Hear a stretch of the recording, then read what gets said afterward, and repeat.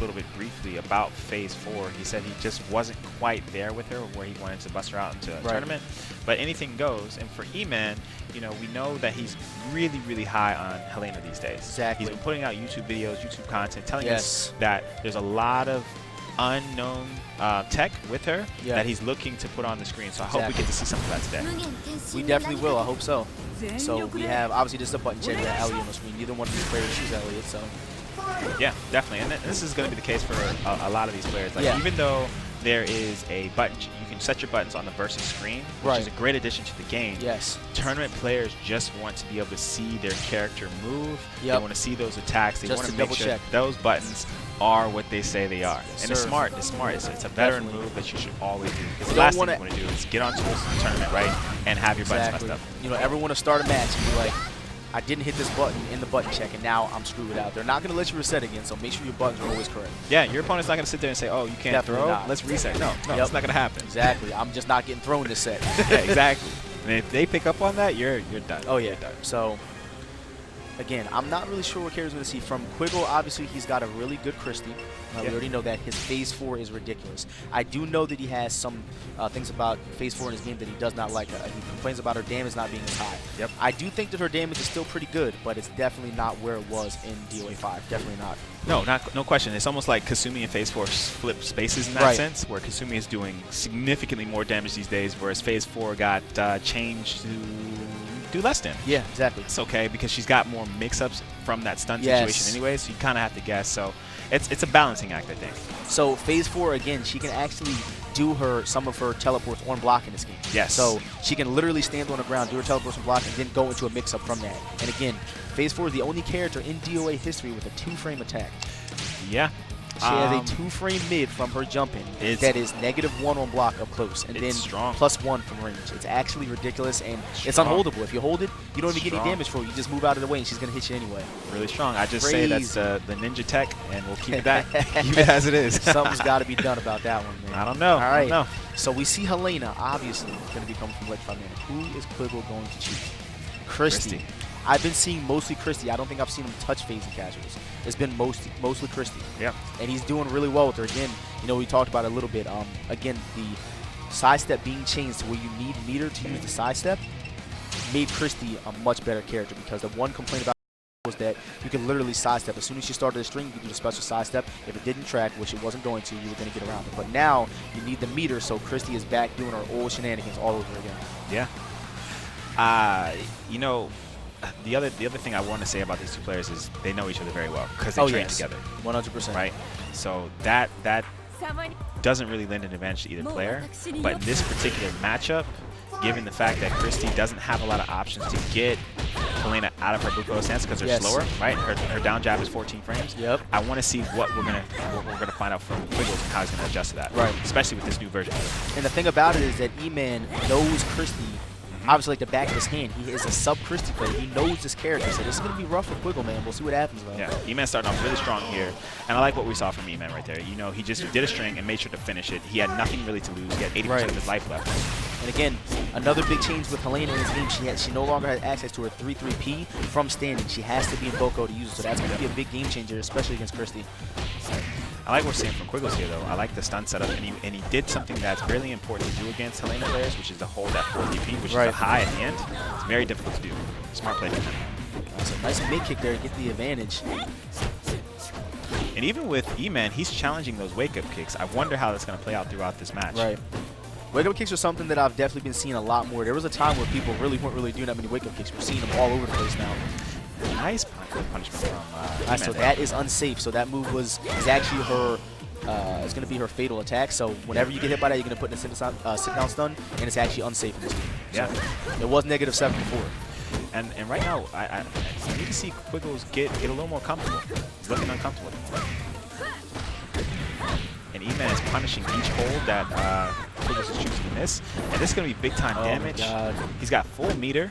He could probably take this round with one more setup. Just like that. He's not dead yet. Without even using any meter, no break blows were done at all. None. Yeah. Nice break hold. You see something right there. Just wants to finish the matchup. Nice 4-4 kick to close it out. And that's another veteran move that I love to see from tournament players. Don't play with your food. Burn whatever meter you have to make sure you close it out and don't give your opponent any breathing space whatsoever. So as you can see, E-Man played super dominant that game without using any meter at all. So as you can see, he saved his meter for the end because he knew that there's a chance that Quiggle might hit me and come back. I'm not risking it. I'm using my break hold. Obviously, the break hold parries all 3 levels. It stops the lows, it stops the mid, and the high. Super good option there. Quiggles is looking too chill and happy right now. I don't like that face from him, man. I don't know. Look, we might see another 3-0 on Quiggles right now. He's looking too chill. I need some more focus from him. He's always laughing and joking. Yeah. But then he'll just come back and beat you. So you got to be careful. He might be doing that to throw E-Man off. He's trying to throw E-Man off right now. The rope-a-dope, right? That's his trick. Buddy. That's his trick. And then he's going to laugh in your face like, ha, like, no, it's not funny. That's what I was saying. Like, I saw that face and I was like, wait, is he trying to give him the rope-a-dope? He's getting serious now. He knows if I lose this, I'm going to losers. You don't want to go losers. Yeah. This is not the tournament. You want to be in losers. Everyone's fighting for their life right now. We see phase 4. Okay. I like the option. Her down jab is obviously 0 on hit. Gives him a lot more flexibility against the 11 frame mid as well. 9 frame jab. Just a close hit. You can already see it. Go ahead. Phase 4 having the air grab. If she's under the rooftop there, she's going to get him to bounce off the roof and get a guaranteed launcher every time. Yeah. And we can already see the pace of this match is completely different than the last game we just saw because it's phase 4. So you're playing at a completely different style. Right. But as I say that, E-Man dropping combos is still warming up though. All right, so we're already seeing a completely different pace of a match here.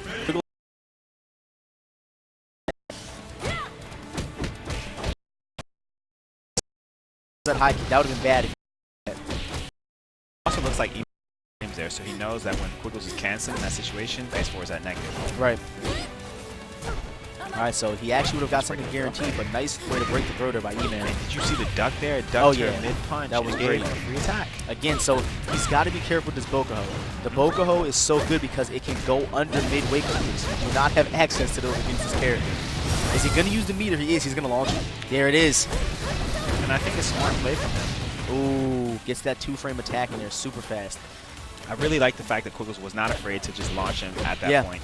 Take max damage because you got some things on the line. Take the risk. He paid attention to last game when E-Man didn't use any meter. He's probably just going based off of that. That's going to kill. Yeah. Those combos are so difficult. Great execution by Quiggle. Yeah, that's another thing. Great way to point that out. Yeah.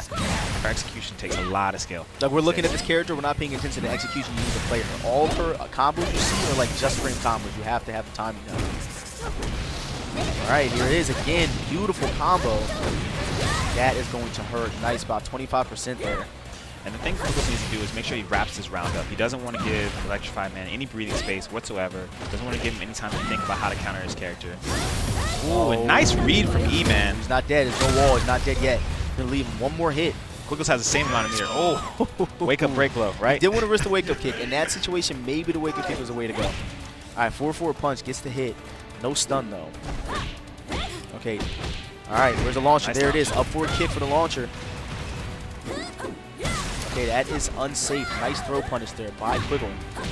You saw there, Quiggle tried to challenge that throw as well with a throw. Yeah. Uh-oh. He held just in time to get out of that, but it wasn't enough, the Bokuho throw, to kill him. And like I was saying earlier, now that E-Man's back in it, because Quiggle wasn't able to finish out that 3rd round, this is now Quiggle's, tournament life within the winner's bracket on the line. Exactly. He doesn't want to go to loser bracket. I'm telling you, you don't want to go down there.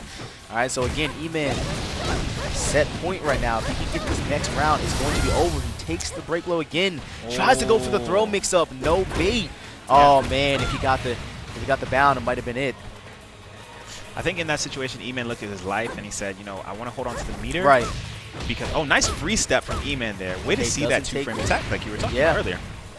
Wow, one more hit, and that's it. No punish by Quiggle though. I think he was a little nervous at that time.